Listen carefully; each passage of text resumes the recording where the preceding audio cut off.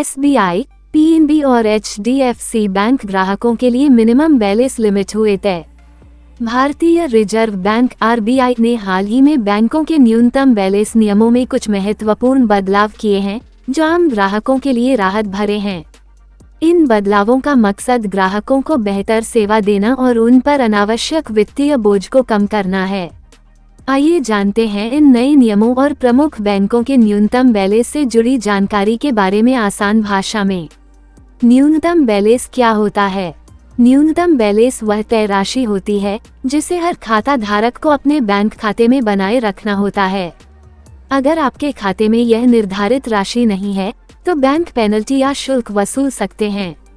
ये राशि बैंक और खाते के प्रकार पर निर्भर करती है। RBI के नए नियम क्या कहते हैं? भारतीय रिजर्व बैंक ने सभी बैंकों को निर्देश दिया है कि वे ग्राहकों को पहले से यह जानकारी दें कि न्यूनतम बैलेंस कितना है और अगर बैलेंस कम हुआ तो कितनी पेनल्टी लगेगी। इसके साथ ही अगर ग्राहक निर्धारित सीमा से कम बैलेंस रखते हैं, तो बैंक को उन्हें पहले सुधार का मौका देना होगा। पेनल्टी भी केवल बैंक की वास्तविक लागत के आधार पर ही लगाई जा सकेगी। इससे ग्राहक पर बिना वजह ज्यादा बोझ नहीं पड़ेगा। जानिए प्रमुख बैंकों की न्यूनतम बैलेंस की जानकारी। 1. State bank of India SBI। न्यूनतम बैलेंस, अधिकतर सेविंग अकाउंट्स में कोई न्यूनतम बैलेंस नहीं। पेनल्टी, कोई शुल्क नहीं लिया जाता। SBI ने सामान्य लोगों के लिए बैंकिंग आसान बनाने के लिए ये कदम उठाया है। 2. HDFC bank. HDFC bank cheque bounce पर हाईकोर्ट का ऐतिहासिक फैसला। अब ये नोटिस होगा पूरी तरह मान्य cheque bounce case.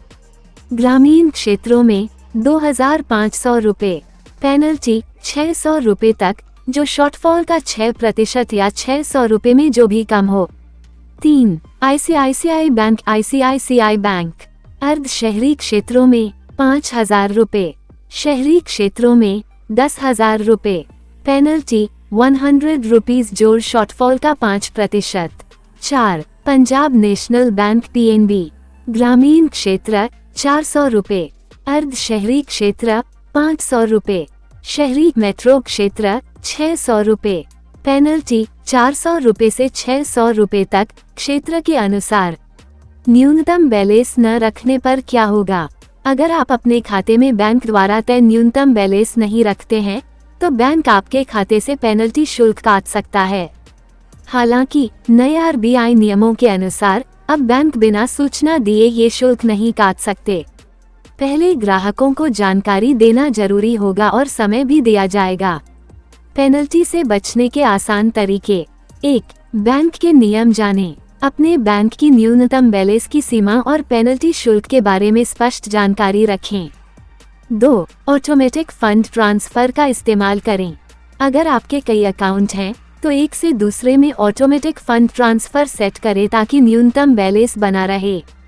3. Zero balance account चुनें। अगर आप बार बार न्यूनतम बैलेंस रखने में असमर्थ रहते हैं, तो जीरो बैलेंस सेविंग अकाउंट खोलना बेहतर रहेगा। इसमें न्यूनतम बैलेंस की कोई बाध्यता नहीं होती।